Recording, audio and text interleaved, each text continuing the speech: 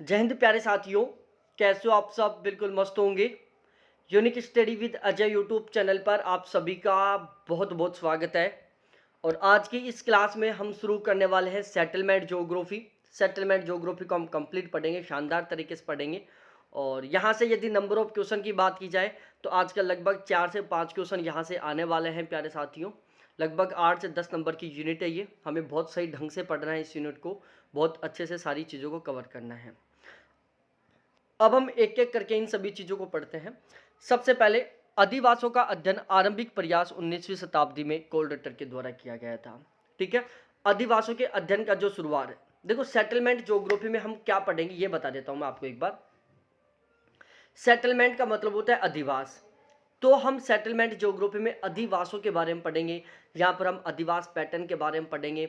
अधिवास पैटर्न से रिलेटेड जितने भी महत्वपूर्ण बातें हैं उन सभी को यहाँ पर हम डिटेल से कवर करने वाले हैं। अधिवासों के अध्ययन का आरंभिक प्रयास 19वीं शताब्दी में कोल रिटर के द्वारा किया गया था। तो पहला क्वेश्चन बनता है यहाँ से फैक्चुअल टाइप का कि अधिवासों के अध्ययन का प्रारंभिक प्रयास कब किया गया था? 19वीं शताब्दी में कोल रिटर के द्वारा किया गया था। अधिवास भूगोल को एक स्वतंत्र विज्ञान के रूप में पृथक अस्तित्व प्रदान करने का काम ओ स्लूटर महोदय ने किया था। इनका फुल फॉर्म होता है ओटो स्लूटर महोदय।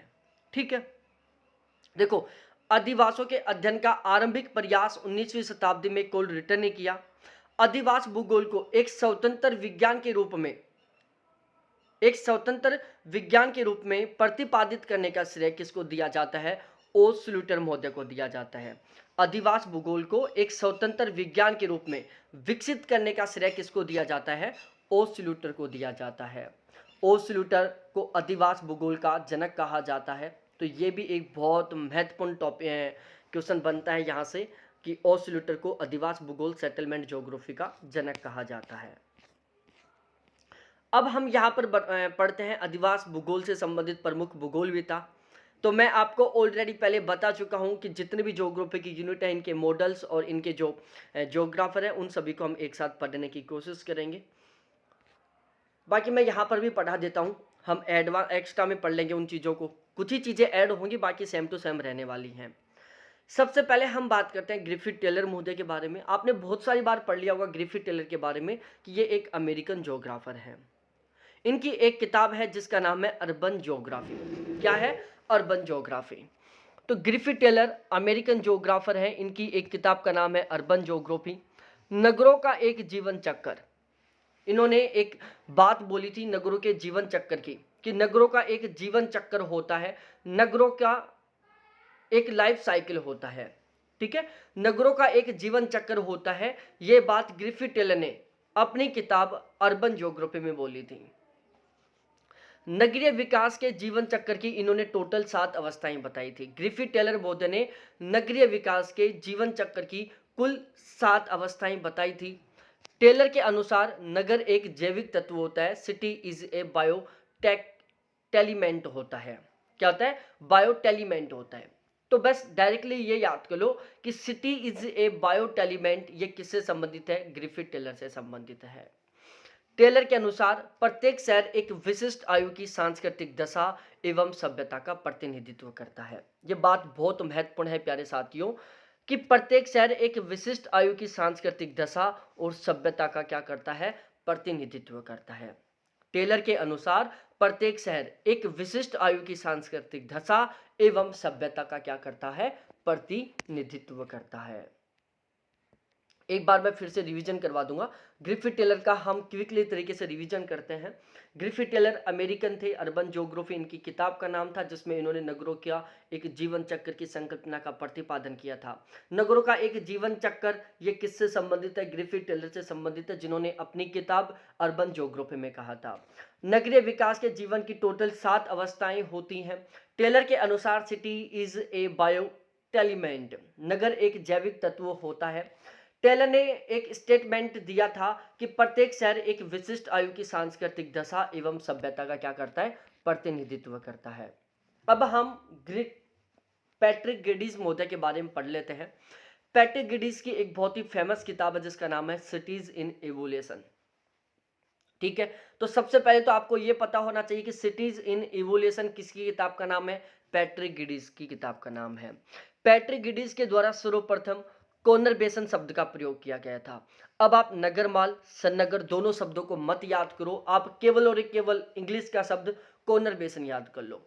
कोनरबेसन शब्द किससे संबंधित है? पैट्रिक गिडीज से संबंधित है। सिटीज इन एवोल्यूशन किताब किसकी है? पैट्रिक गिडीज की है। अब कोनरबेसन के एग्जाम्पल क्या क्या है? जैसा सिकंदराबाद है, हैदराबाद है। तो सिकंदरा और हैदराबाद किसके एग्जाम्पल हैं प्यारे साथियों? कोनरबेसन के एग्जाम्पल हैं। कोनरबेसन शब्द का प्रयोग किसने किया था? पैट्रिक गिडीज ने किया था। मेगा सिटी शब्द का प्रयोग भी इन्हीं के द्वारा किया गया था। तो कोनरबेसन शब्द का प्रयोग पैट्रिक गिडीज ने, मेगा सिटी शब्द का प्रयोग पैट्रिक गिडीज ने। पैट्रिक गिडीज ने नगरीय विकास और पतन की टोटल 6 अवस्थाएं बताई थी। नगरीय विकास और पतन की टोटल 6 अवस्थाओं की बात किसने की? पैट्रिक गिडीज ने की। कि नगरों के विकास की और पतन की टोटल 6 अवस्थाएं होती हैं, ये किसने बताया? पैट्रिक गिडीज महोदय ने बताया। अब पैट्रिक गिडीज के अनुसार कार्य क्षेत्र, भाई पैट्रिक गिडीज ने अपना जो भी काम किया था उसका कार्य क्षेत्र, पैट्रिक गिडीज महोदय का कार्य क्षेत्र क्या था? नगर नियोजन था, समाज शास्त्र था और बायोलॉजिस्ट था। पैट्रिक गिडीज इन 3 सेक्टरों में काम किया था। पैट्रिक गिडीज महोदय ने इन 3 सेक्टरों में काम किया था। पहला सेक्टर था नगर नियोजन, दूसरा सेक्टर था समाज शास्त्र और तीसरा सेक्टर था बायोलॉजिस्ट। तो पैट्रिक गिडीज के द्वारा नगर नियोजन, समाज शास्त्र और बायोलॉजिस्ट इन 3 सेक्टरों में काम किया गया था। नगरों का वर्गीकरण, पैट्रिक गिडीज ने नगरों का वर्गीकरण किया था। इसमें इन्होंने बताया कि जो प्राथमिक कस्बा होता है वो कृषि गांव होता है जहां पर खेती की जाती है। द्वितीय कस्बे में बाजार का काम किया जाता है जहां पर छोटा मार्केट होता है। तृतीय कस्बे में महानगर होते हैं। ठीक है, तृतीय कस्बे में क्या होते हैं? महानगर होते हैं। तो पैट्रिक गिडीज ने नगरों का क्लासिफिकेशन टोटल 3 बेसिस पर किया।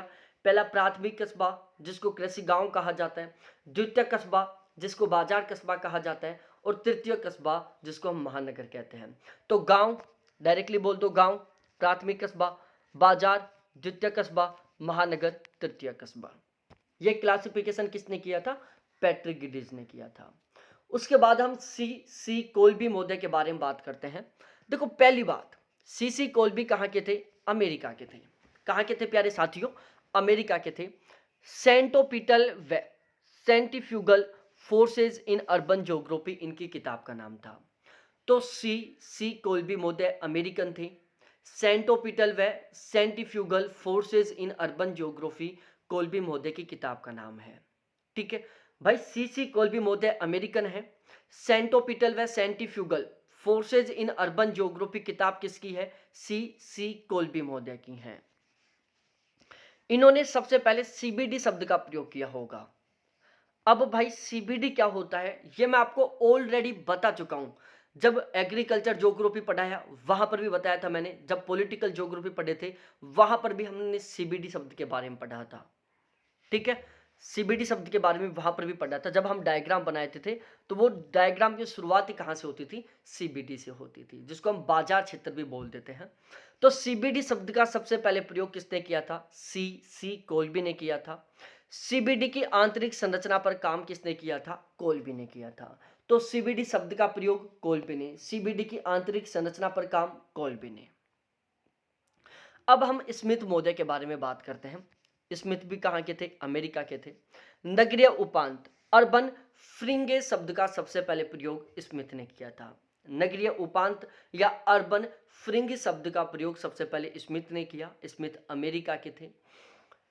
स्मिथ का जो अध्ययन क्षेत्र था वो था लुसियाना, अमेरिका।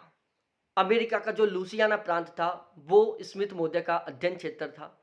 स्मिथ महोदय ने अमेरिका के लुसियाना प्रांत का अध्ययन किया और उन्होंने नगरीय उपांत अर्बन फ्रिंग शब्द का प्रयोग किया। स्मिथ महोदय अमेरिकन थे। अब हम थोड़ा आगे बात करते हैं। नगरीय उपांत होता क्या है? नगर की सीमा के बाहर स्थित एक ऐसा क्षेत्र जहां पर ग्रामीण व शहरी सुविधाएं एक साथ मिलती है। भाई नगरीय उपांत क्या होता है? नगरीय उपांत नगर की सीमा के बाहर स्थित एक ऐसा क्षेत्र होता है जहां पर ग्रामीण और शहरी दोनों विशेषताएं देखने को मिलती हैं। भाई कोई भी नगर है, सपोज दैट ये नगर है, नगर के तरफ चारों तरफ क्या है? ये गांव है। ठीक है, ये नगर है। इस नगर के चारों तरफ क्या है प्यारे साथियों? ये गांव है, इस नगर के चारों तरफ इस तरीके से गांव ही गांव है। जाहिर सी बात है, नगर के चारों तरफ गांव ही होगा। भाई कोई भी कितना बड़ा नगर हो, चाहे दिल्ली हो, चाहे मुंबई हो, चाहे कोलकाता हो, कितना भी बड़ा नगर हो, उसकी एक सीमा तो होती है ना। और जैसे नगर की सीमा कंप्लीट होती है, उसके चारों तरफ गांव होता है। तो हमारा नगर कहाँ पर था प्यारे साथियों? नगर था हमारा, नगर की सीमा यहां पर थी हमारी। ठीक है। अब ये ऐसे तो है नहीं कि नगर की सीमा कुछ इस तरीके से ही हो कि चलो एक लाइन खींच दी, इस लाइन के एक साइड में नगर हो गई, इस लाइन के एक साइड में गांव हो गए। ऐसा तो बिल्कुल इम्पॉसिबल है कि भाई एक लाइन खींच दी, इस लाइन के इस साइड नगर, इस साइड गांव। ऐसा भी नहीं हो सकता कि चलो चारों तरफ मेड़बंदी कर बना दी, तार खींच दिए, तारों की बाउंड्री बना दी, या फिर पत्थर की दीवार बना दी कि ये भाई अंदर की साइड तो क्या है, सिटी है, और बाहर की साइड क्या है, गांव है। ऐसा तो हो नहीं सकता। भाई नगर की सीमा जहां पर खत्म होगी और गांव की सीमा जहां पर प्रारंभ होगी, वहां पर क्या होगा, एक संक्रमित क्षेत्र होगा।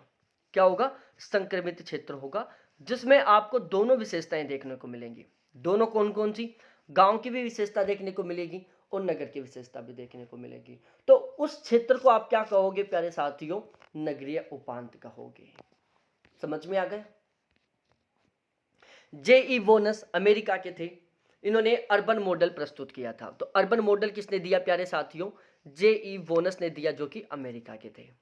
उसके बाद मोरस व स्कोट महोदय के बारे में बात करते हैं। मोरस व स्कोट, नगरों का कार्यात्मक वर्गीकरण किसने किया प्यारे साथियों? मोरस व स्कोट ने किया था। नगरों का कार्यात्मक वर्गीकरण किसने किया था? मोरस व स्कोट ने किया था। मैं फिर से बता रहा हूं प्यारे लाडलो, ध्यान से सुनना। नगरों का कार्यात्मक वर्गीकरण मोरस व स्कोट ने किया था, जो कि अमेरिका के थे। नगरों का कार्यात्मक वर्गीकरण किसने किया था? मोरस व स्कोट ने किया था, जो कि अमेरिका के थे। मोरस व स्कोट के द्वारा एक विधि दी गई थी जिसका नाम था बहुविचार विश्लेषण विधि। तो बहुविचार विश्लेषण विधि किससे संबंधित है? मोरस व स्कोट महोदय से संबंधित है। और बहुविचार विधि किससे संबंधित है? BJL बेरी महोदय से संबंधित है। ट्विस्ट वाली बात आ गई ना यहाँ पर, दोनों को मैंने एक साथ लिख दिया जिससे कि आप कंफ्यूज ना हो। तो ध्यान रखना, नगरों का कार्यात्मक वर्गीकरण मोरस स्कोट ने किया। बहुविचार विश्लेषण विधि किसकी है? मोसर व स्कोट की है। मोसर व स्कोट की है। बहुविचार विश्लेषण विधि किसकी है प्यारे साथियों? मोसर व स्कोट की है। बहुविचार विधि किसकी है प्यारे साथियों? BJL बेरी की है। उसके बाद हम CB फोसेट के बारे में बात करते हैं। CB फोसेट ब्रिटेन के थे। मिलेनियर सिटीज इनकी किताब का नाम था। कोनरबेसन के ऊपर इन्होंने बहुत ही महत्वपूर्ण काम किया था। तो कोनरबेसन शब्द का प्रयोग सबसे पहले किसने किया था? अब ये आपको बताना है। कोनरबेसन पर महत्वपूर्ण काम किसने किया था? फोसेट महोदय ने किया था। ठीक है। मिलेनियर सिटीज किताब किसकी है? फोसेट की है, जो कि कहां के थे? ब्रिटेन के थे। वोटसन, विस्फोटक शहर का विचार किसने दिया था प्यारे साथियों? विस्फोटक शहर का विचार रेफोर्ड वोटसन ने दिया था, जो कहां के थे? अमेरिका के थे। Social geography of the United State इनकी किताब का नाम था। तो social geography of the United State Wreford Watson की किताब का नाम था। रेफोर्ड वोटसन अमेरिका के थे। विस्फोटक शहर का इन्होंने विचार दिया था। तो विस्फोटक शहर की विचारधारा का विचार किसने दिया था? वोटसन महोदय ने दिया था। वोटसन महोदय कहां के थे? अमेरिका के थे। उसके बाद हम बात करें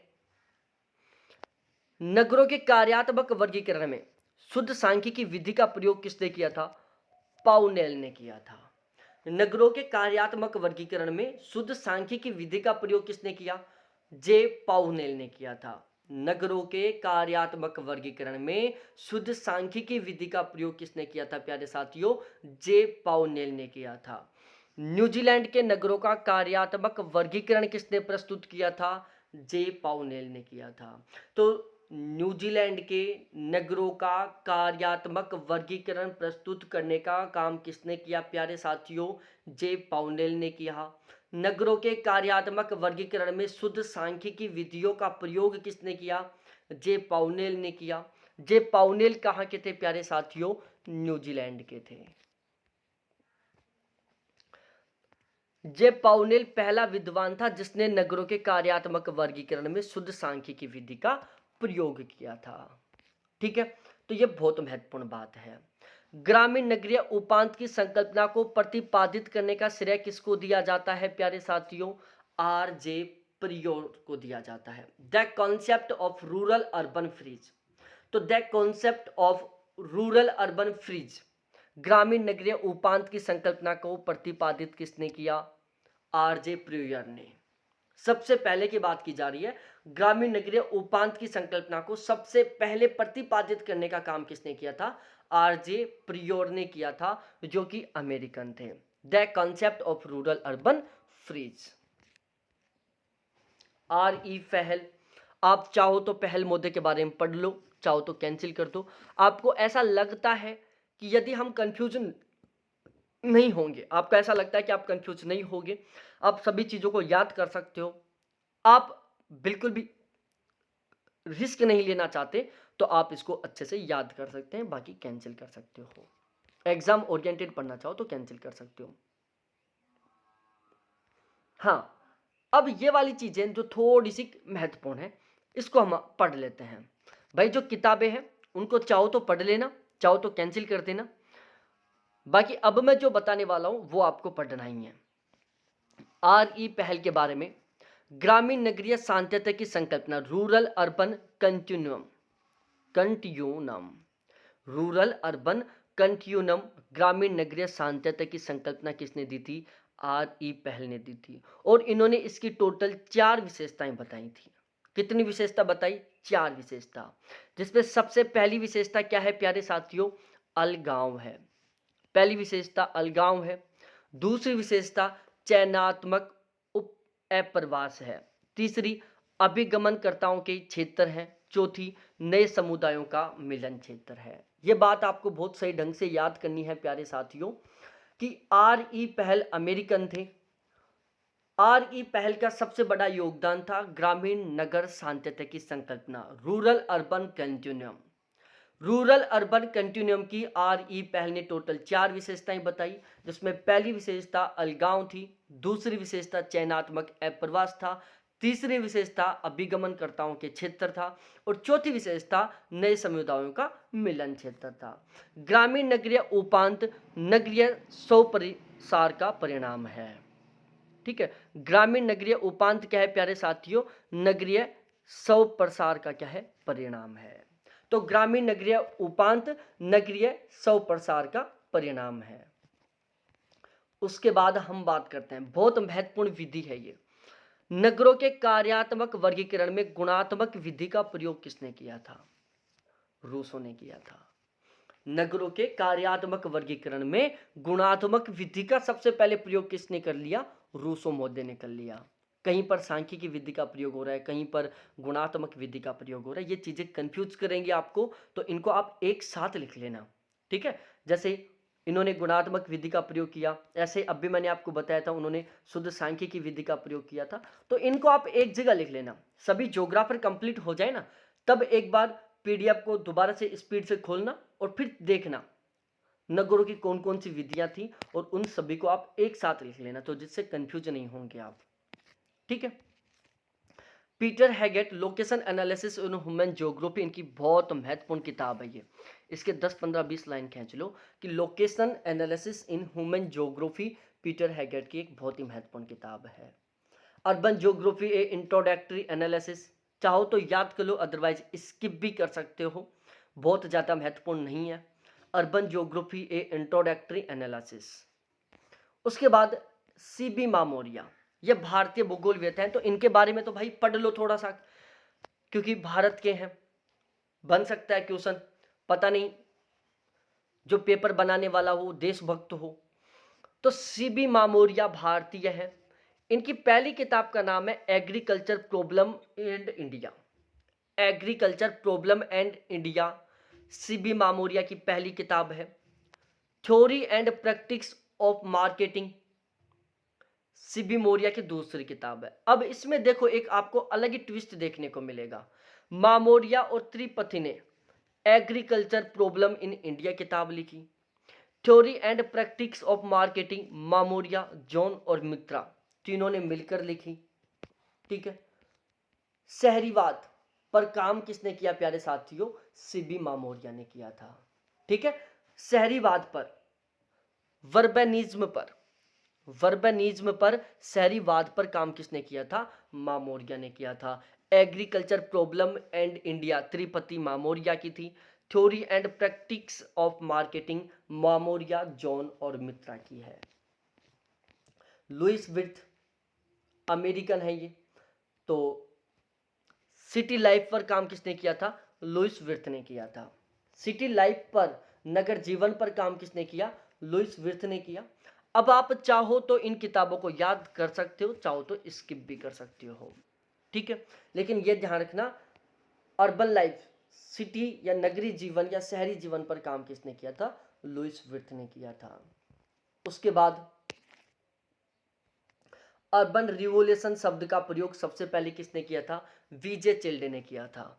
शहरी क्रांति या अर्बन रिवोल्यूशन शब्द का सबसे पहले प्रयोग किसने किया?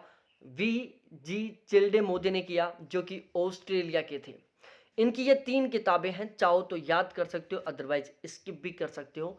Man makes himself, what happened in history, town planning review. Sorry, इन तीनों को तो याद कर लो यार, महत्वपूर्ण किताबें हैं तीनों की तीनों, इनको तो याद कर लो कि man makes himself, what happened in history, town planning review, तीनों किताबों को याद करो। चिल्डे मोदे ऑस्ट्रेलियन है, और हरित क्रांति, अर्बन रिवोल्यूशन शब्द का इन्होंने सबसे पहले प्रयोग किया था।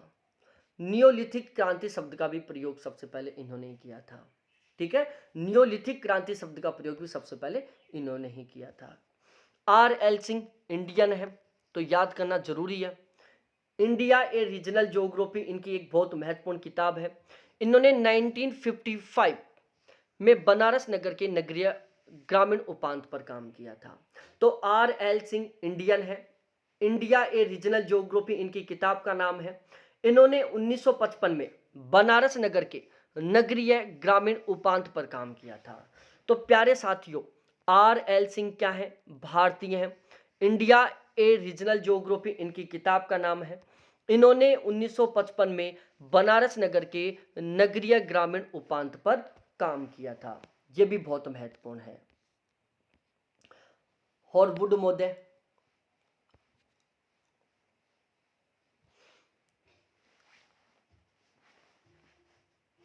कोर फ्रेम मॉडल को प्रतिपादित किया था हॉरवुड महोदय ने।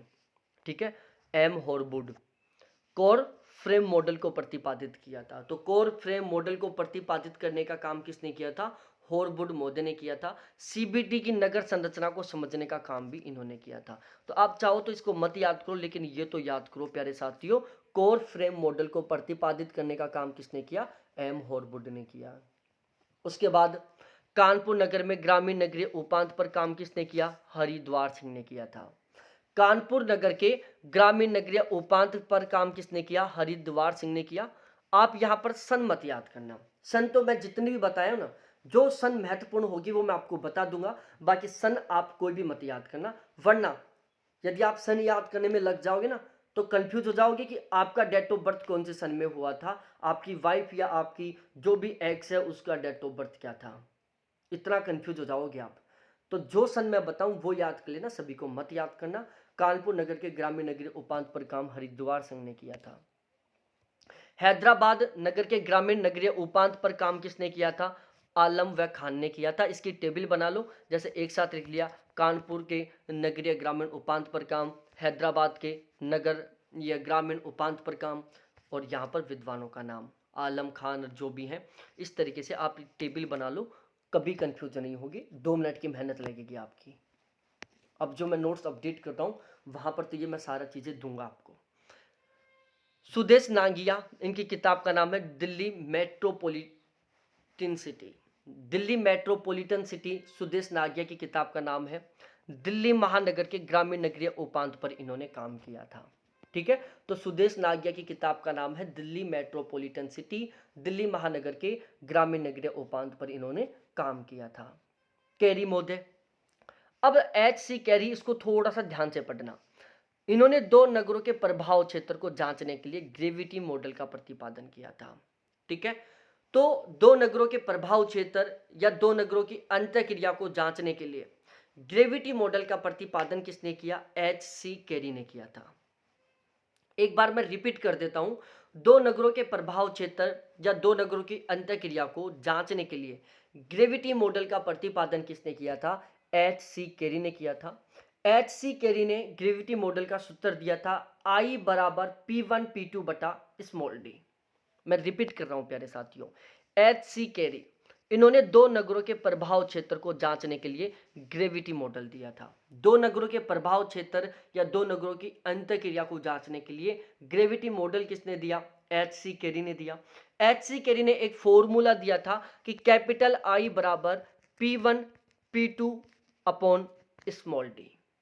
H.C. कैरी का सूत्र था कैपिटल I बराबर P1 P2 बटा स्मॉल डी।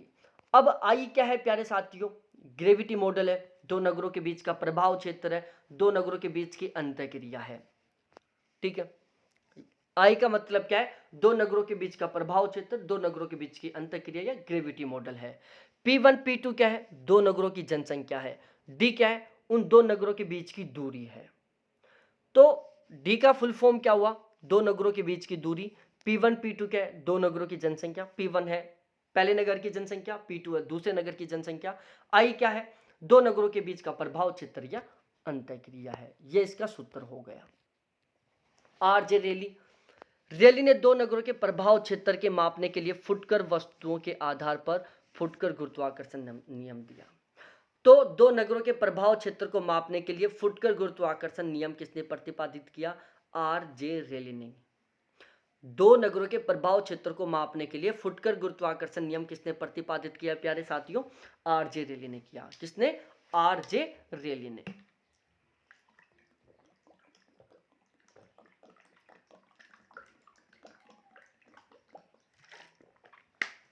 भाई पानी पिया करो, पानी पीने के इतने फायदे हैं, मतलब कोई नुकसान है ही नहीं। जो कैंडिडेट ज़्यादा से ज़्यादा पानी पीता है ना, लाइफ पे कभी बीमार नहीं हुआ, कभी पिंपल्स नहीं होंगे, माइंड बिल्कुल फ्रेश होगा, बहुत जल्दी याद होगा, माइंड बिल्कुल शार्प रहेगा, टेंशन नहीं रहेगी। करोड़ों फायदे हैं इसके। ठीक है, आप बादाम खाते हो, काजू खाते हो, किशमिश खाते हो, सब कुछ छोड़ दो, केवल पानी पीना शुरू कर दो। फ्री का मिलता है बिल्कुल फिलहाल में तो, और सबसे सस्ता भी मिलता है। तो फुटकर गुरुत्वाकर्षण नियम किसने दिया प्यारे साथियों? R.J. रेली ने दिया। P.D. कन्वर्स, इन्होंने दो नगरों के प्रभाव क्षेत्र को मापने के लिए ब्रेकिंग पॉइंट मेथड का प्रतिपादन किया था। तो ब्रेकिंग पॉइंट मेथड किसने प्रतिपादित किया था? दो नगरों के प्रभाव क्षेत्र को मापने के लिए ब्रेकिंग पॉइंट मेथड को प्रतिपादित किसने किया? P.D. कन्वर्स ने किया।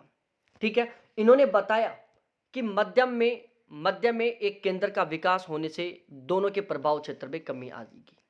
ठीक है, मध्य में एक केंद्र का विकास होने से दोनों के प्रभाव क्षेत्र में कमी आएगी। ये क्या है? ब्रेकिंग पॉइंट मेथड है। ब्रेकिंग पॉइंट मेथड क्या कहता है कि मध्य में एक केंद्र का विकास होने के से दोनों के प्रभाव क्षेत्र में कमी आएगी।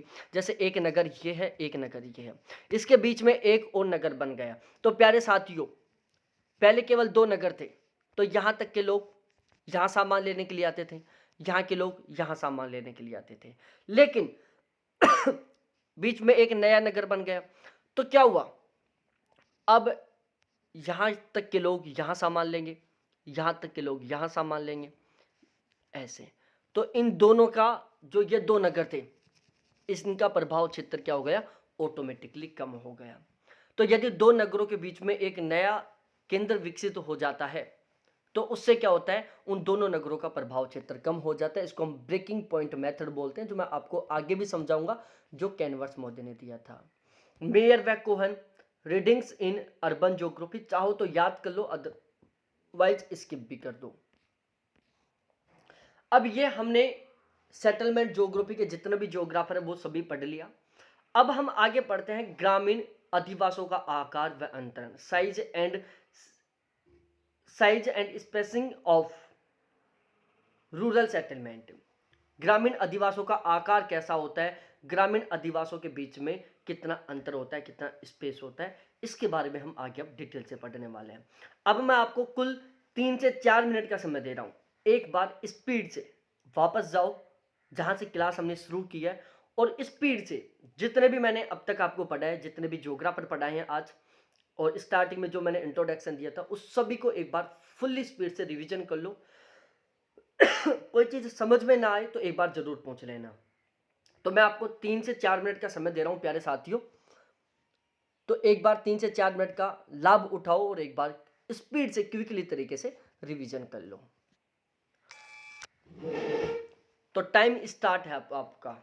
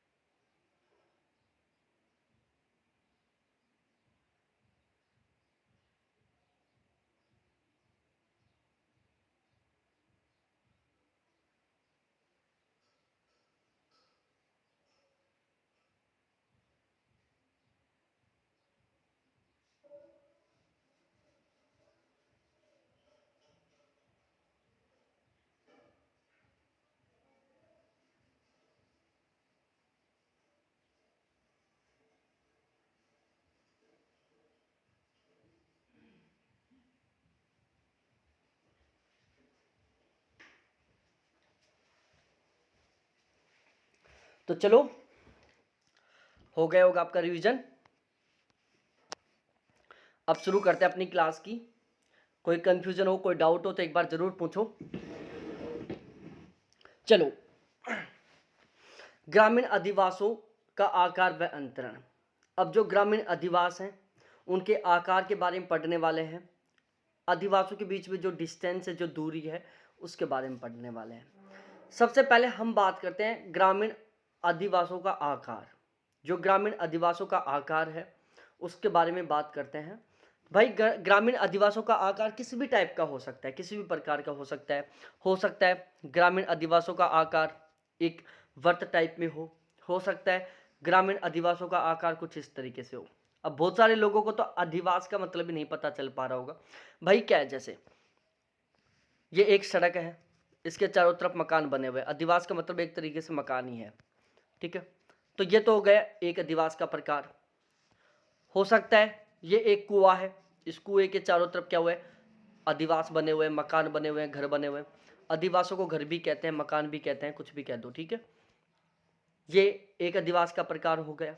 हो सकता है कि दो सड़कें आपस में मिल रही हैं, इस तरीके से एक सड़क ये जा रही है, एक सड़क ये जा रही है, दोनों सड़कों के किनारों पर मकान बने हुए, एक अधिवास का प्रकार ये हो गया। तो ये होता है अधिवास का प्रकार, ठीक है। अब अधिवास का आकार प्रकार बात एक ही है ना, ये भी, इसको हम अधिवास का प्रकार भी कह सकते हैं और इसको हम अधिवास का आकार भी कह सकते हैं। बात एक ही है दोनों जगह। तो ये तो समझ में आ गया होगा कि अधिवास का आकार में हम क्या पढ़ेंगे, प्रकार में क्या पढ़ेंगे। तो सबसे पहले हम बात करते हैं कि जो गांव का क्षेत्रीय आकार है, गांव में जो अधिवासों का आकार है उसको प्रभावित करने वाले कारकों के बारे में, कि कौन कौन से कारक हैं जो ग्रामीण अधिवासों को प्रभावित करते हैं। तो ग्रामीण अधिवासों के प्रकार या ग्रामीण अधिवासों के आकार को प्रभावित करने वाले कारकों के बारे में बात करते हैं। सबसे पहला होता है भूविन्यास। भूविन्यास का मतलब है मकानों के बीच की दूरी। एक मकान यहाँ बन गया, एक मकान यहाँ बन गया, एक मकान यहाँ बन गया, यहाँ मकानों के बीच में कम दूरी है। एक मकान यहाँ बन गया, एक मकान यहाँ बन गया, यहाँ पर इन दो मकानों के बीच में ज़्यादा दूरी है, जबकि इन दो मकानों के बीच में कम दूरी है। हो सकता है तीसरा मकान हमने बिल्कुल दीवार से सट कर बना दिया हो, ठीक है। तो यह है भूविन्यास कि दो अधिवासों के बीच में कितनी डिस्टेंस है, दो अधिवासों के बीच में कितनी दूरी है, उसको बोलेंगे हम भूविन्यास। अब ये डिपेंड करता है, जैसे कोई गांव है, ठीक है, ये पूरा गांव है। अब ये गांव का मार्केट है, यहाँ पर क्या मिलेंगे आपको, सघन अधिवास मिलेंगे, बिल्कुल पास पास में मकान मिलेंगे। बहुत सारे लोग कुएं पर जाकर अपने मकान बना लिए, जहाँ पर उनके खेत वहाँ पर मकान बना लिए, तो वहाँ पर अधिवास क्या मिलेंगे, दूर दूर मिलेंगे। तो ये क्या है, भूविन्यास है कि दो अधिवासों के बीच में कितनी डिस्टेंस है। मिट्टी की उर्वरता, अधिवासों को मिट्टी का जो उपजाऊपन है वो भी बहुत ज़्यादा प्रभावित करता है। अब मिट्टी का उपजाऊपन कैसे प्रभावित करता है, यदि भाई जमीन बहुत ज़्यादा उपजाऊ है तो वहाँ पर बहुत ज़्यादा लोग रहेंगे, बहुत ज़्यादा लोग रहेंगे तो जाहिर सी बात है वहाँ पर जो अधिवास है वो बिल्कुल पास पास में होंगे। सिंचन सुविधा, सिंचाई की सुविधा, जहाँ पर बहुत ज़्यादा सिंचाई की सुविधा है, जहाँ पर सिंचाई की सुविधा बहुत अच्छे से है, तो वहाँ पर क्या होगी, खेती ज़्यादा होगी, खेती ज़्यादा होगी तो लोग ज़्यादा रहेंगे, लोग ज़्यादा रहेंगे तो अधिवास पास पास में होंगे। इससे जस्ट अपोजिट कर लेना कि भाई सिंचाई की सुविधा नहीं है तो वहाँ पर लोग नहीं रहेंगे, तो वहाँ पर अधिवास दूर दूर होंगे। मिट्टी अनउर्वर है, उपजाऊ नहीं है, तो वहाँ पर लोग, खेती कम होगी तो वहाँ पर लोग कम रहेंगे, तो वहाँ पर अधिवास दूर दूर बनेंगे। भूस्वामित्व प्रणाली, यह भी अधिवासों को प्रभावित करती है।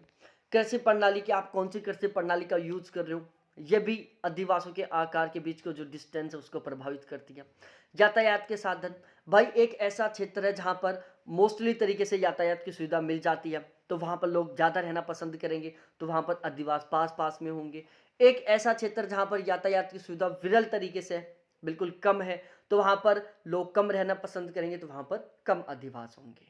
समझ में आ गई ये बात। ये तो बिल्कुल भी ऐसी नहीं थी कि इसको आपको समझना पड़े, नॉर्मल तरीके से आपको समझ में आ गई होगी, ठीक है। उसके बाद हम बात करते हैं गांव के जनसंख्या आकार को प्रभावित करने वाले कारक, ठीक है। गांव की जो जनसंख्या है उसको प्रभावित करने वाले कारक है। अब ध्यान रखना, जो अधिवासों का आकार है वो सबसे ज़्यादा प्रभावित होता है जनसंख्या के आकार से। यदि जनसंख्या ज़्यादा होगी तो अधिवास सघन होंगे, यदि जनसंख्या विरल होगी तो अधिवास भी विरल होंगे। अब जनसंख्या ज़्यादा कब होगी? लोगों को जनसंख्या ज़्यादा कब होगी? जब वहाँ पर लोग ज़्यादा रहेंगे। लोग ज़्यादा कब रहेंगे? जब वहाँ की कंप्लीट व्यवस्था लोगों के अनुकूल होगी। वहाँ की जलवायु भी लोगों के अनुकूल होगी, वहाँ का धरातल भी लोगों के अनुकूल होगा, लोगों को वहाँ पर सभी सुविधाएं मिल पाएंगी, तो वहाँ पर लोग ज़्यादा रहेंगे। मैं आपको एक एग्जाम्पल देता हूँ प्यारा सा। आपको मैं दो सिचुएशन दूँ। एक ऐसा क्षेत्र जहाँ पर आपको सारी चीज़ें बिल्कुल नॉर्मल तरीके से मिल सकती हैं, आप वहाँ रहना पसंद करोगे या आप ऐसी जगह रहना पसंद करोगे जहाँ पर आपको हर एक चीज़ पाने के लिए बहुत मेहनत करनी पड़ रही है, यहाँ तक कि आपको पानी पीने के लिए भी 1 किलोमीटर दूर से लाना पड़ रहा है, मिट्टी भी उपजाऊ नहीं है। एक ऐसा क्षेत्र जहाँ पर सारी सुविधाएं मिल रही हैं, चिकित्सा की सुविधा भी है, मिट्टी भी उपजाऊ है, पीने का पानी भी है, सिंचाई की सुविधा भी है, यातायात के साधन भी है, इंटरनेट की सुविधा भी, सारी सुविधाएं हैं। तो जाहिर सी बात है आप उसी क्षेत्र में रहना पसंद करोगे जहां की सभी की सभी परिस्थितियां आपके अनुकूल हैं। वहां क्या होगा? जनसंख्या ज्यादा होगी। वहां जनसंख्या ज्यादा होगी तो क्या होगा प्यारे साथियों? जाहिर सी बात है अधिवास पास पास होंगे। तो जहां की समस्त परिस्थितियां मानव के अनुकूल होंगी वहां जनसंख्या ज्यादा होगी, जिसकी वजह से वहां पर अधिवास क्या होंगे? सघन होंगे। जहां की परिस्थितियां मानव के प्रतिकूल होंगी वहां पर जनसंख्या कम होगी, तो जाहिर सी बात है वहां पर अधिवास विरल होंगे। अब ऐसी कौन सी जगह है जहां पर लोग ज्यादा रहना पसंद करते हैं, जहां जनसंख्या का आकार सघन होता है? ग्रहों की संख्या व आकार, जहां पर ग्रहों का मतलब है वो ग्रह मत समझ लेना, पृथ्वी, मंगल, बुध, शुक्र वो ग्रह नहीं है। यहां पर ग्रह का मतलब है घर। जहां पर घर बहुत ज्यादा है तो वहां पर जाहिर सी बात है जनसंख्या ज्यादा होगी। भूमि की उत्पादकता ज्यादा है, जनसंख्या ज्यादा होगी। मकानों के बीच में डिस्टेंस कम है, जनसंख्या ज्यादा होगी क्योंकि मकान ही ज्यादा है। और भी बहुत सारी ऐसी दशाएं जो मानव के लिए अनुकूल हैं, जो मानव के लिए बहुत जरूरी है। अब हम बात करते हैं ग्रामीण अधिवासों का अंतरण। अब अंतरण का मतलब क्या है कि दो अधिवासों के जो बीच की दूरी है, दो अधिवासों के बीच का जो अंतराल है, दो अधिवासों के बीच में जो स्पेस है, उसको हम क्या बोलते हैं? अंतरण बोलते हैं। तो ग्रामीण अधिवासों का अंतरण का मतलब हुआ दो अधिवासों के बीच की डिस्टेंस, दो अधिवासों के बीच का अंतराल, दो अधिवासों के बीच का स्पेस। अब आगे बात करते हैं अधिवास अंतरण के परिकलन की विधियां। अधिवासों के बीच में जो डिस्टेंस है उसका परिकलन करने की अलग अलग विधियां हैं। अधिवासों के बीच में जो स्पेस है उस स्पेस से रिलेटेड बहुत सारी अलग अलग विधियां हैं। यहां पर उन समस्त विधियों के बारे में बात करते हैं। मैं रिपीट कर रहा हूं प्यारे साथियों, अधिवासों के बीच में जो डिस्टेंस है, अधिवासों के बीच में जो स्पेस है, तो उस स्पेस को ज्ञात करने के लिए, उस स्पेस के बारे में पता चलाने के लिए अलग अलग प्रकार की विधियां हैं, उनको यहां पर हम पढ़ते हैं। तो अधिवासों के बीच में जो डिस्टेंस है, अधिवासों के बीच में जो स्पेस है, जो डिस्टेंस है, इसके बारे में पता चलाने के लिए अलग अलग प्रकार की विधियां हैं। हम उन विधियों के बारे में बात करते हैं। सबसे पहले हम बात करते हैं सैद्धांतिक दूरी विधि, हाइपोथेटिकल डिस्टेंस मेथड, जो कि बोर्नेस और रॉबिन्स के द्वारा प्रतिपादित की गई थी। हाइपोथेटिकल डिस्टेंस मेथड किसके द्वारा प्रतिपादित किया गया है? बोर्नेस और रॉबिन्स महोदय के द्वारा प्रतिपादित किया गया है। इन्होंने 1940 में अधिवासों के षटभुजीय विन्यास में अधिवासों के बीच सैद्धांतिक दूरी ज्ञात करने के लिए निम्नलिखित सूत्र का प्रतिपादन किया। अब षटभुजीय विन्यास में अधिवासों के बीच सैद्धांतिक दूरी ज्ञात करने के लिए निम्नलिखित सूत्र का प्रयोग किया। अब ये आपको समझ में नहीं आ रहा होगा, है ना? अब मैं समझाता हूं, एक बार दोबारा से पढ़ो आप इसको, फिर मैं समझाऊंगा। बोर्नेस महोदय ने 1939 में अधिवासों के षटभुजीय विन्यास में अधिवासों के बीच सैद्धांतिक दूरी ज्ञात करने के लिए निम्नलिखित सूत्र का प्रयोग किया। इन्होंने सूत्र बताया सैद्धांतिक दूरी ज्ञात करने का अधिवासों के बीच में, कैपिटल डी बराबर 1.11 अंडर रूट कैपिटल ए बटा कैपिटल एन। ठीक है, यहां पर ये कौन सा शब्द कैपिटल है, कौन सा शब्द स्मॉल है, इसको आपको बहुत अच्छे से ध्यान में रखना है। अब मैं इसको समझाता हूं कि इनका जो ये सूत्र है सैद्धांतिक दूरी का, बोर्नेस-मोदिया का और रॉबिन्स-मोदिया का, वो किस तरीके से काम करता है। इन्होंने षटभुजीय विन्यास की बात की है। अब षटभुजीय विन्यास कैसे होता है, ये होगा षटभुजीय विन्यास। एक भुजा, दो भुजा, तीन भुजा, चार भुजा, पांच भुजा, छह भुजा। दूसरा मकान यहां पर बन गया इस तरीके से, ठीक है। तीसरा मकान इस तरीके से बन गया यहां पर, चौथा मकान इस तरीके से बन गया यहां पर, ठीक है। पांचवा मकान इस तरीके से बन गया यहां पर, ठीक है। छठा मकान इस तरीके से बन गया,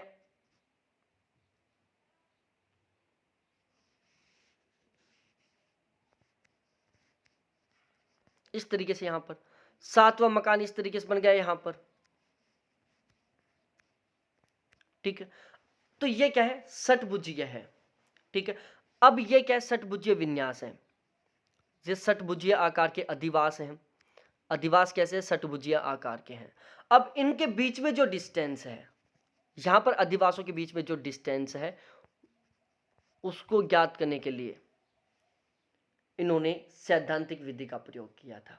किसका, सैद्धांतिक विधि का प्रयोग किया था। किसका, सैद्धांतिक विधि का प्रयोग किया था। तो यह समझ में आ गया होगा आपको, यह सूत्र याद कर लेना।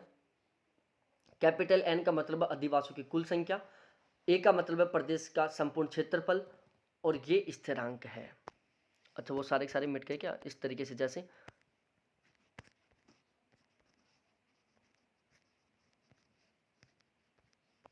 ठीक है। तो ये भाई अधिवास का आकार है, ठीक है। अब यहां पर total area, total number of settlement, ठीक है।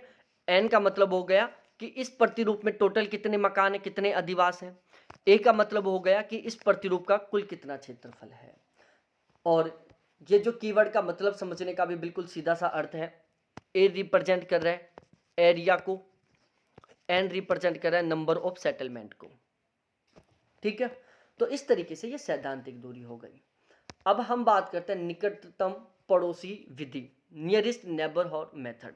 सबसे ज़्यादा महत्वपूर्ण है, इसको आप अच्छे से याद करना, अच्छे से समझना, 10-20 लाइन खींच दो इसके ऊपर, बहुत ज़्यादा महत्वपूर्ण है ये नियरेस्ट नेबर मेथड। इसके प्रयोगकर्ता कौन कौन है, क्लार्क व इवांस महोदय हैं। दो विद्वान हैं, एक का नाम है क्लार्क, दूसरे का नाम है इवांस महोदय, जो कि अमेरिका के थे। इन्होंने 1954 में निकटतम पड़ोसी विधि का प्रतिपादन किया था। तो क्लार्क व इवांस महोदय ने 1954 में निकटतम पड़ोसी विधि का प्रतिपादन किया।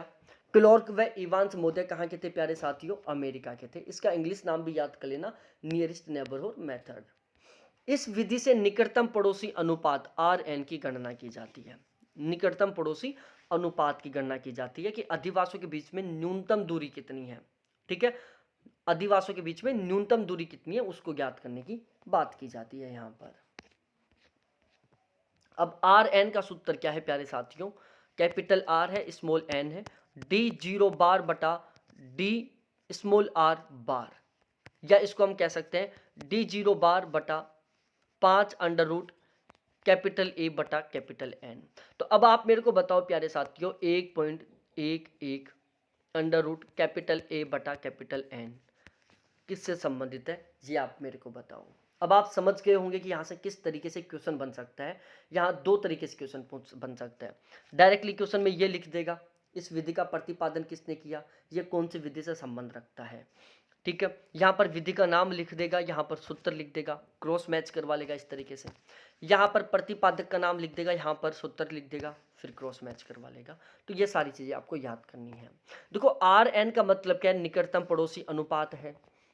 उसके बाद हम बात करें कैपिटल D0 बार का मतलब क्या है, निकटतम पड़ोसी वास्तविक दूरियों का औसत। कैपिटल DR बार का मतलब क्या है, निकटतम पड़ोसी प्रत्याशित दूरियों का औसत, ठीक है। तो यहां से इस टाइप का क्वेश्चन नहीं बनेगा कभी भी कि चलो एक डायग्राम दे दिया, डाटा दे दिया और फिर सोल्व करवाए। यहां से केवल या तो क्रॉस मैचिंग टाइप का क्वेश्चन बनेगा, या फिर यहां से डायरेक्टली वैसे क्वेश्चन बन जाएगा, सूत्र दे देगा और फिर नीचे प्रतिपादक का नाम पूछ लेगा, विधि का नाम पूछ लेगा, या विधि दे देगा या प्रतिपादक का नाम दे देगा और सूत्र पूछ लेगा। तो आप इनको याद करो तो करो, वरना मत करो, इन फुल फॉर्मों को मत याद करो आप, ठीक है, वरना कंफ्यूज हो जाओगे। जरूरत भी नहीं है, अभी हमें एग्जाम ओरिएंटेड पढ़ना है, एग्जाम पास करने के टारगेट से, बाद में हम डिटेल से पढ़ते रहेंगे आगे, पूरी जिंदगी पड़ी हुई अपने पास, मर थोड़ी ना रहे अब भी। निकटतम पड़ोसी विधि से संबंधित अन्य विद्वान कौन कौन से हैं? तो निकटतम पड़ोसी विधि से संबंधित दो महत्वपूर्ण विद्वान कौन कौन हो गए? क्लॉर्क व इवोन्स महोदय हो गए। और ध्यान रखना प्यारे साथियों, ये सन भी याद करना, 1954 सन को जरूर याद कर लेना। यहाँ पर मैं बोल रहा हूँ सन को याद कर लेना। निकटतम पड़ोसी विधि का प्रतिपादन क्लॉर्क इवांस महोदय ने 1954 में किया था, जो कि अमेरिका के थे, ठीक है। और इस विधि से निकटतम पड़ोसी अनुपात RN की गणना की जाती है, सूत्र को याद कर लेना। निकटतम पड़ोसी विधि से संबंधित दो विद्वान और थे, जिनमें एक का नाम डेसी था, दूसरे का नाम किंग था। अब जो निकटतम पड़ोसी विधि है, जो RN है, इसका मान 0 से लेकर 2.1491 तक हो सकता है। RN का जो मान है, निकटतम पड़ोसी गुणांक का जो मान है RN, निकटतम पड़ोसी गुणांक या RN का जो मान है वो 0 से लेकर 2.1491 तक हो सकता है। अब 0 का मतलब क्या है, 2.1491 का मतलब क्या है? भाई 0 का मतलब है कि अधिवासों के बीच में जीरो डिस्टेंस है, मतलब अधिवासों के बीच में बिल्कुल भी दूरी नहीं है, मतलब अधिवास क्या है, बिल्कुल एक दूसरे से सट कर बने हुए हैं। अधिवासों के बीच में बिल्कुल भी डिस्टेंस नहीं है, अधिवास एक दूसरे को टच करते हुए बने हुए हैं, ठीक है। तो इसको हम क्या कह सकते हैं, पूर्ण गुच्छित कह सकते हैं, बिल्कुल पूर्ण रूप से गुच्छित है वो। मकानों के अधिवासों के बीच में बिल्कुल भी डिस्टेंस नहीं है, अधिवासों के बीच में बिल्कुल जीरो डिस्टेंस है। अब यदि हम बात करें 2.1491, इसका मतलब क्या है कि अधिवासों के बीच में कितने डिस्टेंस है, 2.491 मीटर की डिस्टेंस है, ठीक है। ये मीटर नहीं है, ये वैल्यू है, इस वैल्यू के डिस्टेंस है। तो यदि अधिवासों के बीच में इतनी डिस्टेंस होती है, दो अधिवासों के बीच में ये वाली डिस्टेंस है 2.1491 की, तो उन अधिवासों को हम क्या कहेंगे, पूर्ण नियमित अधिवास कहेंगे। और यदि अधिवासों के बीच में बिल्कुल भी डिस्टेंस नहीं है, बिल्कुल जीरो डिस्टेंस है, तो उसको हम क्या कहेंगे, पूर्ण गुच्छित अधिवास कहेंगे। ये दोनों बातें आपको सही ढंग से याद करना है। निकटतम पड़ोसी गुणांक RN का मान कितना है, 0 से लेकर 2.1491 है, ये भी याद करना है आपको। अब यहां पर मैं इनको समझा देता हूं। यदि अधिवासों के बीच में जीरो डिस्टेंस होती है, मतलब RN का मान यदि 0 है, तो उन अधिवासों को हम पूर्णतः पुंजित या पूर्णतः गुच्छित अधिवास कहेंगे। यदि अधिवासों के बीच में डिस्टेंस 2.15 या 2.1491 या RN का मान 2.15 या 2.1491 है, तो उन्हें हम क्या कहेंगे, पूर्णतः नियमित या समान दूरी वाले अधिवास कहेंगे, क्योंकि फिक्स डिस्टेंस है भाई, फिक्स वैल्यू है, 2.1491 फिक्स वैल्यू है, तो मकानों के बीच में बिल्कुल फिक्स डिस्टेंस होगी। भाई यदि अधिवासों के बीच में RN का मान 2.15 है, तो वो फिक्स है कि जितने भी अधिवास होंगे सभी के बीच में RN का मान कितना होगा, 2.15 होगा। सभी की सभी अधिवासों के बीच में दूरी कितनी होगी, 2.15 की होगी। तो वो क्या होंगे, बिल्कुल पूर्णतः नियमित अधिवास होंगे, बिल्कुल पूर्णतः नियमित है कि सभी अधिवासों के बीच में 2.15 की डिस्टेंस है। उसके बाद हम बात करें, RN का मान यदि 1 होता है तो उसे हम यादृच्छिक या पूर्ण यादृच्छिक अधिवास कहेंगे। अब यदि अधिवासों के बीच में जो डिस्टेंस वो 0 से लेकर 1 की ओर है, तो जीरो जब अधिवासों के बीच में जीरो डिस्टेंस होती है तो वो गुच्छित को बताती है, और जो एक डिस्टेंस है वो विरल को बताती जा रही है, भाई कम गुच्छित को बता रही है। अधिवासों के बीच में जो जीरो डिस्टेंस है, RN का मान जो 0 है वो गुच्छित को बता रहा है, वहीं RN का मान जो 1 है वो अधिवासों के बीच में कुछ दूरी को बताता है। तो यदि RN का मान 0 से लेकर 1 के बीच में होता है तो उसको हम क्लस्टर्ड सेटलमेंट पैटर्न बोलेंगे। क्या बोलेंगे, क्लस्टर्ड सेटलमेंट पैटर्न बोलेंगे। इंग्लिश नाम याद कर लो यहां पर। इसी तरीके से यदि RN का मान 1 से लेकर 2.15 के बीच में होता है तो उसको हम रेगुलर सेटलमेंट पैटर्न कहेंगे। क्या कहेंगे, रेगुलर सेटलमेंट पैटर्न कहेंगे। तो ये सारी चीज़ें आप अच्छे से इनको याद कर लो, क्योंकि याद करना ही पड़ेगा प्यारे साथियों, इनको बहुत महत्वपूर्ण है ये। तो इन चीज़ों को आपको एक बार ज़रूर याद करना ही है, चाहे कुछ भी हो जाए प्यारे साथियों। यदि आप बहुत गजब का स्कोर करना चाहते हो तो कोई कॉम्प्रोमाइज़ नहीं होगा, आपको याद करना ही पड़ेगा मेरे प्यारे लाडलों। अब हम बात करते हैं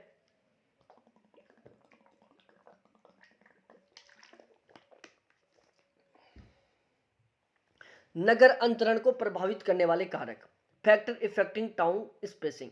नगरों के बीच में जो डिस्टेंस है उसको प्रभावित करने वाले कारक। स्टीवर्ट मोदिया के अनुसार जो नगरों के बीच में जो स्पेस है उसको प्रभावित करने वाले कारक कौन कौन से हैं, जैसे ग्रामीण जनसंख्या घनत्व है, ग्रामीण नगरीय उपांत है, कृषि का वाणिज्यीकरण है, जीवन स्तर है। ठीक है, तो ये 4 ऐसे कारक हैं जो नगर अंतरण को प्रभावित करते हैं। तो नगर अंतरण को प्रभावित करने वाले कारक स्टीवर्ट मोदी ने टोटल 4 बताए। पहला ग्रामीण जनसंख्या घनत्व है, दूसरा ग्रामीण नगरीय उपांत है, तीसरा कृषि का वाणिज्यीकरण है, चौथा जीवन स्तर है। यह आपको बहुत सही ढंग से याद करना है, रटना है प्यारे साथियों। ठीक है ना। नगर अंतरण को प्रभावित करने वाले टोटल 4 कारक हैं। पहला स्टीवर्ट मोदी के अनुसार, ध्यान रखना, नगर अंतरण को प्रभावित करने वाले कारकों के ऊपर केवल स्टीवर्ट मोदी ने काम किया था। इन्होंने 4 कारक बताए। पहला ग्रामीण जनसंख्या घनत्व, दूसरा ग्रामीण नगरीय उपांत, अनुपात, तीसरा कृषि का वाणिज्यीकरण, चौथा जीवन स्तर। अब हम बात करते हैं अधिवासों के उद्भव एवं विकास को प्रभावित करने वाले कारकों के बारे में, कि ऐसे कौन कौन से कारक हैं जो अधिवासों के उद्भव और उसके विकास को प्रभावित करते हैं। सबसे पहले हम बात करते हैं भौतिक कारक या प्राकृतिक कारक। भौतिक कारक या प्राकृतिक कारक जो अधिवासों के विकास को प्रभावित करते हैं। भाई जहां पर स्थलाकृतिक स्थितियां ठीक नहीं होंगी, जहां पर धरातल ठीक नहीं होगा, तो वहां पर लोग रहना कम पसंद करेंगे, बाहर के लोग कमाना पसंद करेंगे, जो वहां पर है वही बाहर जाना पसंद करेंगे। जहां की जलवायु ठीक नहीं है, वहां पर कौन रहना पसंद करेगा, कोई नहीं, जो वहां पर है वही दुखी है। जहां पर जल ही नहीं है, पीने के लिए पानी नहीं है, लोग पीने के पानी से के लिए तरस रहे हैं, वहां पर बाहर के लोग आकर रहना पसंद ही नहीं करेंगे, क्योंकि वहां के जो लोग हैं वही दुखी हैं।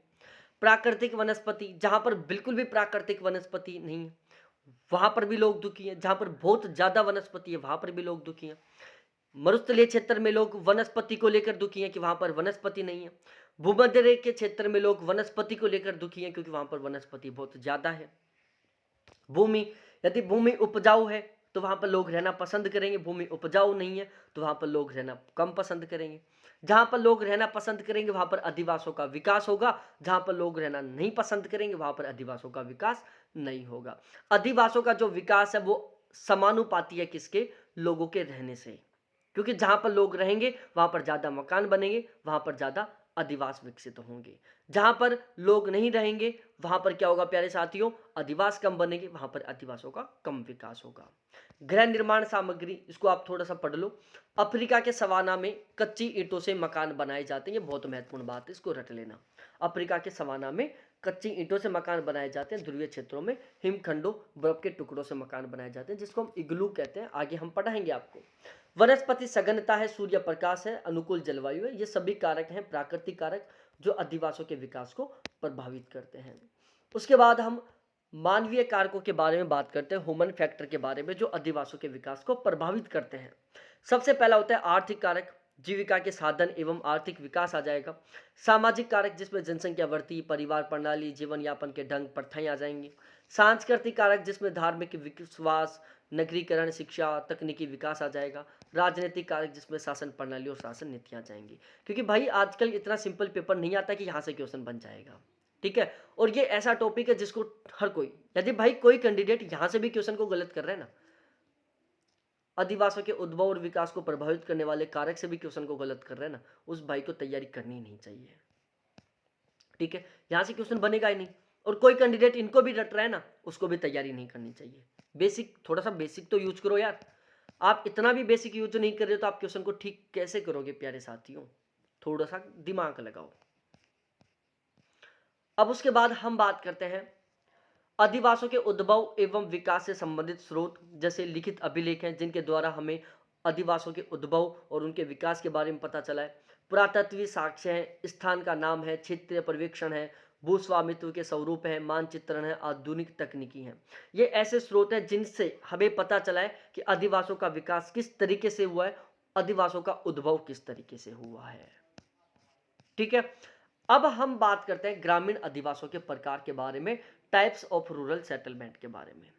तो मैंने बीच में जब हमारी आधा घंटे की क्लास हुई थी तब मैंने आपको 4 मिनट से 5 मिनट का ब्रेक दिया था रिवीजन करने के लिए। फिर से मैं आपको देता हूं 4 से 5 मिनट का ब्रेक, फिर से रिवीजन कर लो। 36 मिनट से लेकर अब तक हमने जो भी चीज़ें पढ़ा है उन सभी का आप बिल्कुल स्पीड से रिवीजन कर लो, फिर हम आगे आधा घंटा और लेंगे क्लास। ठीक है, और हम इन सभी चीज़ों को अच्छे से पढ़ेंगे। तो आपके पास 4 से 5 मिनट का टाइम है जिसमें आप इसको बिल्कुल स्पीड से रिवीजन कर लो। केवल आपको समझ में आना चाहिए। जो स्पीड है ना, ऊपर वीडियो की जो स्पीड है उसको 2 कर लो या 1.75 कर लो, परफेक्ट स्पीड रहेगी 1.75। ठीक है, क्योंकि इसमें आपको शब्द भी सुनाई दे देंगे और आप इसको स्पीड से रिवीजन कर लो। 1.75 की स्पीड से पढ़ोगे, लगभग 5-6 मिनट में ये सारी चीज़ें कवर हो जाएंगी। फिर हम आगे बढ़ते हैं। कोई डाउट रहता है, कोई कंफ्यूज होता है, मेरे व्हाट्सअप नंबर आपके पास है, क्योंकि आप मेरे से नंबर शेयर करके तो जुड़े हुए हो, अब वहां पर पूछ लेना, कोई इश्यू नहीं होगा। ठीक है, तो फिर से मिलता है आपको 5 मिनट का ब्रेक। रिवीजन स्टार्ट कर दो।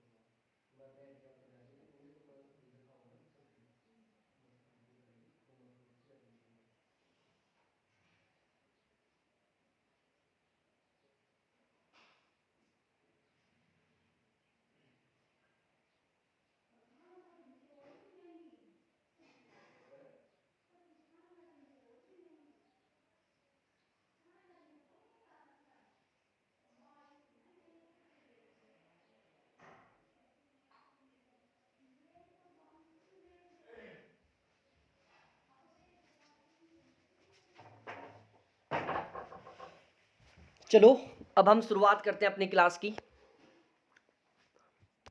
चलो कर दे शुरुआत।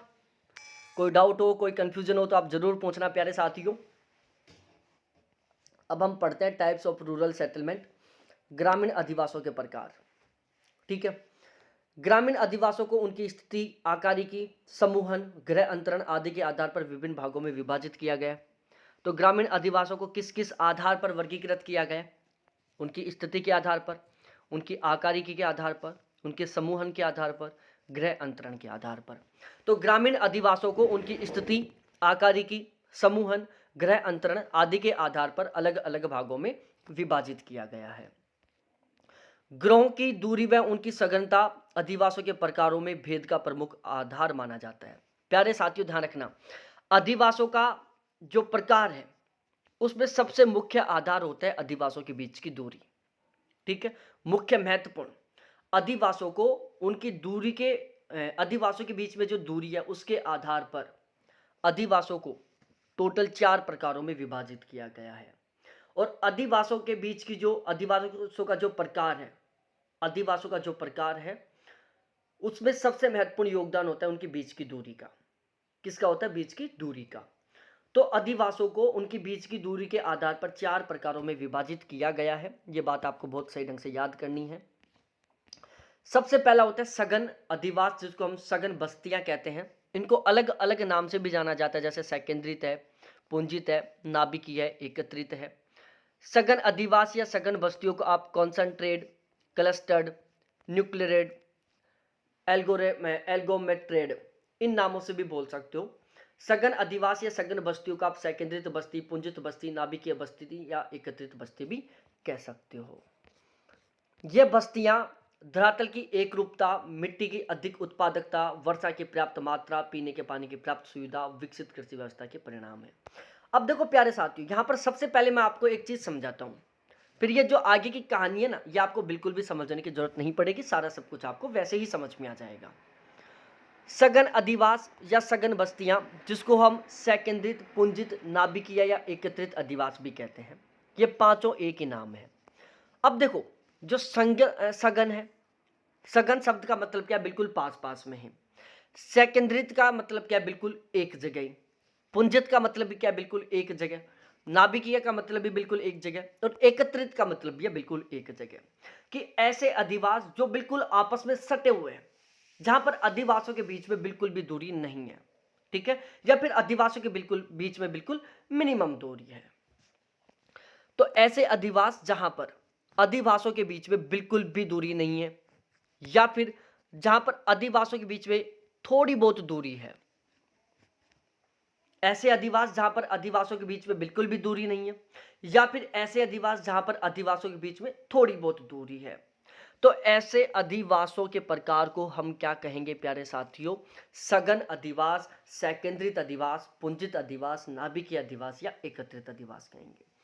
रिपीट कर रहा हूं, ऐसे अधिवासों का प्रकार जहां पर अधिवासों के बीच में बिल्कुल भी दूरी नहीं है या फिर थोड़ी बहुत दूरी है, तो ऐसे अधिवासों को हम क्या कहेंगे? सघन अधिवास या सघन अधिवास बस्तियां कहेंगे।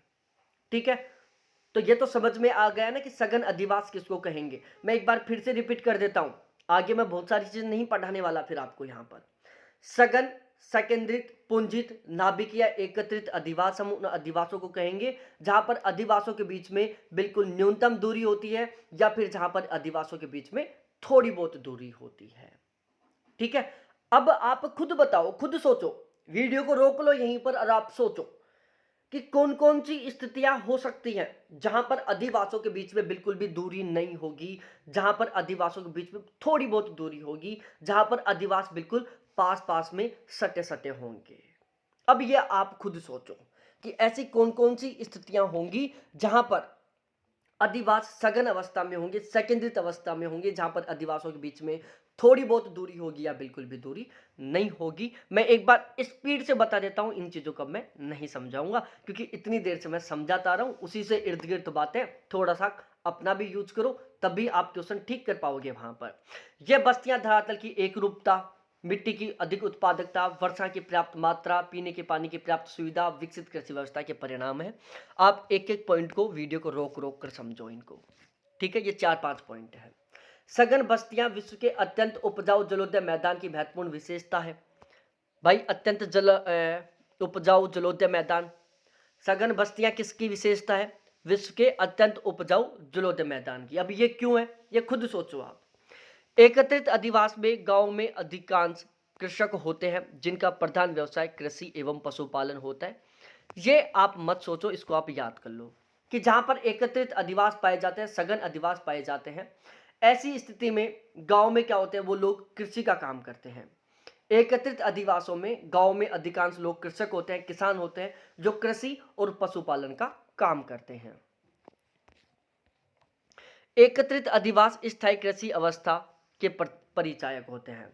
जहां पर एकत्रित अधिवास पाया जाता है वहां पर स्थायी कृषि व्यवस्था होती है, मतलब वहां पर सदा कृषि होती है। ऐसा नहीं कि कृषि नहीं हुई, 2 साल खेती नहीं किया फिर 2 साल बाद करें, ऐसा नहीं। बीच में 2 साल खेती नहीं करेंगे तो उनके पशु भूखे मर जाएंगे भाई, हो सकता है उन किसानों को भी बेचारों को भूखा मरना पड़ जाए। कृषि प्रधान देशों तथा मैदानी कृषि क्षेत्रों में विभिन्न आकार प्रकार के एकत्रित ग्रामीण अधिवास देखने को मिलते हैं। ध्यान रखना, जो देश कृषि प्रधान है या जहां पर मैदानी भाग है, जो देश कृषि प्रधान है या जहां पर मैदानी भाग है, वहां पर हमें एकत्रित ग्रामीण अधिवास देखने को मिलते हैं। इस प्रकार के अधिवासों में वस्तुओं का उपयोग सामूहिक रूप से होता है। जहां पर एकत्रित अधिवास पाए जाते हैं प्यारे साथियों, वहां पर वस्तुओं का उपयोग सामूहिक रूप से होता है, जैसे तालाब, कुआं, मंदिर, धर्मशाला, इन सभी का सामूहिक रूप से उपयोग होता है। ठीक है, तो यह बात आपको सही ढंग से समझ में आ गई होगी। अब हम बात करते हैं एकत्रित अधिवासों के उप प्रकार के बारे में, और ये पढ़ेंगे हम कल वाली क्लास में। तो आज वाली क्लास में पढ़ा दें, आज वाली में पढ़ा दूं या कल वाली में पढ़ाऊं?